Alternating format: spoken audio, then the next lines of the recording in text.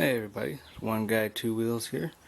I've been getting more and more emails from people requesting videos, so I guess I'll start making more videos of the projects that I have going on. And right now this is a project I'm working on. You can't really tell what it is right now, but it is a 2001 Yamaha YZF600R. That's also known as the Thundercat. This one is my mom's bike that she just picked up, and what I've done to it so far is we had the fork seals fixed because one was leaking. I took it all apart, checked out the engine, cleaned everything up. It's got a R6 tail on it. I don't know if you can see, but the way the guy that had this before did it, he had to take out the radiator overflow reservoir, and all he did was cap off the hose, and that was leaking. So we got a radiator reservoir, but with the way this tail is, there's no room inside the tail for the reservoir anymore. So I had to figure out a way to get it in here, and so that's where I put it. It seems to work well.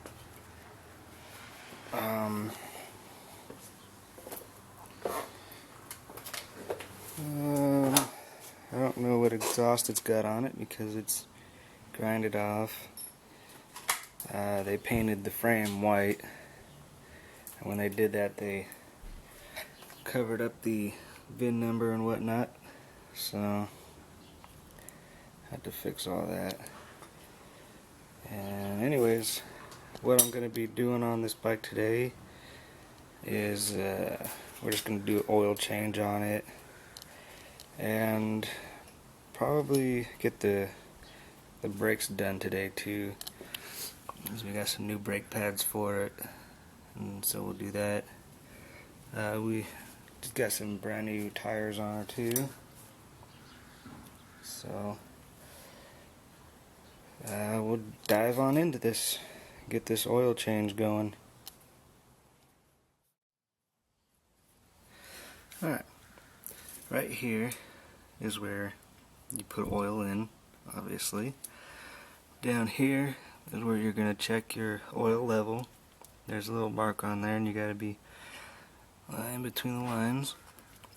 I don't know if you can see right there where my finger's at is the oil filter, and then right about in the middle of the oil pan here on the other side of the bike is the drain plug. And so we'll start off with draining out the existing oil. Alright, we're on the left side of the bike now, and this bolt right here is your oil drain bolt here. I got oil pan here to catch it, and one thing I didn't video is pull your oil filler cap off first. Alright, so let's get started.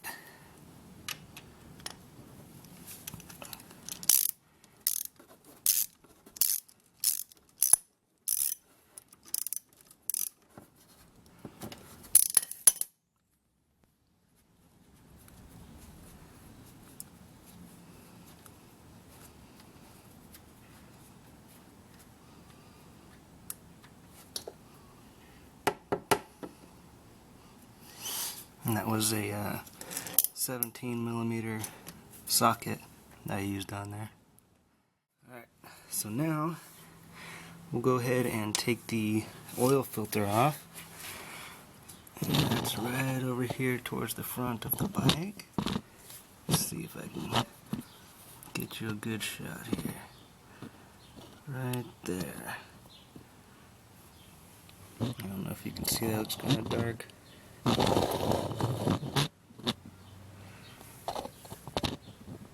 Well, you're probably just gonna have to trust me, but it's there. So go ahead and pull that off. If I can.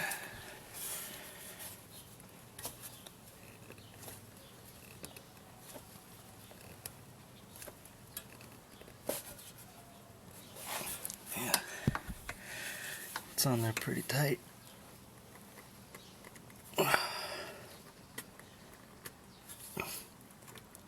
There it comes.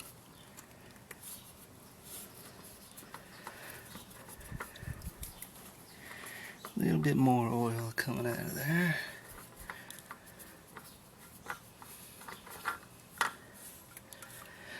I have to clean the oil off the headers when we're done.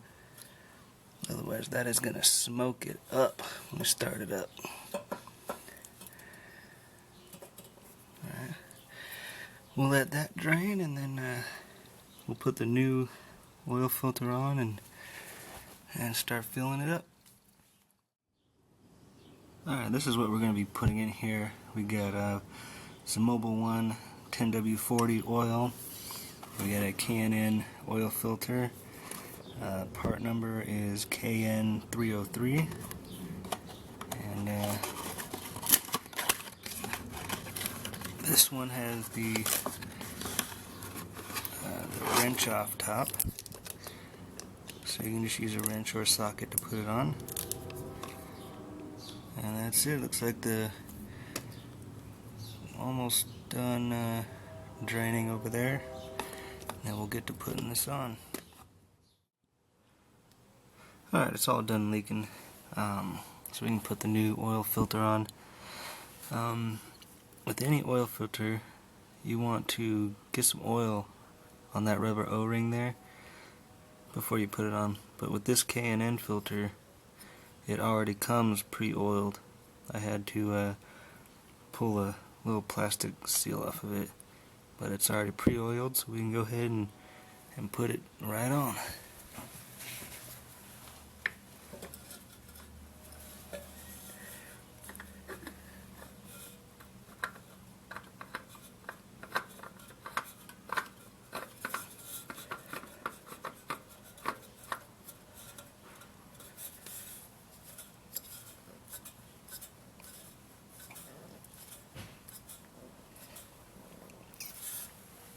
Since it's got the wrench on top, we can use a wrench, or in my case I'm going to use a socket here.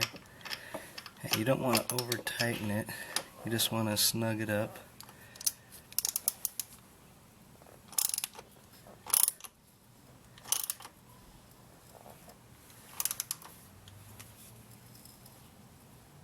And that should do it right there. That's pretty good. Alright, now we'll put the drain plug in, and then we can start filling her up with some of this Mobil 1 oil. So now we're back over here. And again, this drain plug is a 17mm socket or wrench, whatever you choose to use.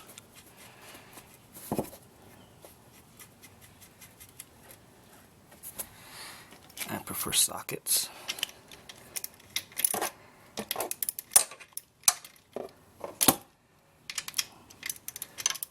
A little difficult to do one-handed.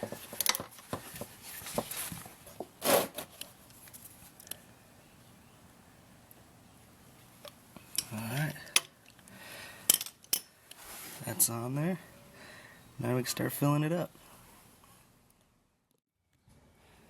Alright, so now we're going to go ahead and start filling her up. I'm not sure how many quarts this one takes. It doesn't say anywhere on here because the guy removed all the labels off of it. But I went ahead and I got 4 quarts here. That's what the guy at Cycle Gear said to get. So I'm going to just start filling it up, and I'm going to watch our level gauge right here and make sure we don't overfill it. And here we go.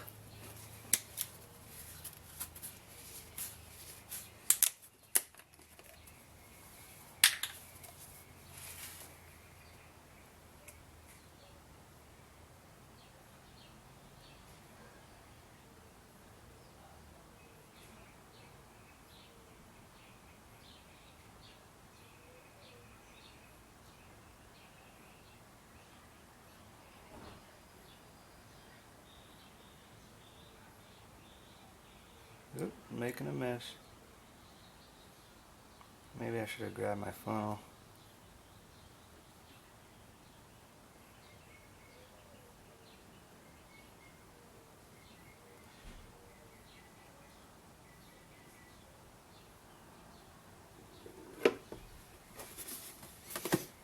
There's one down.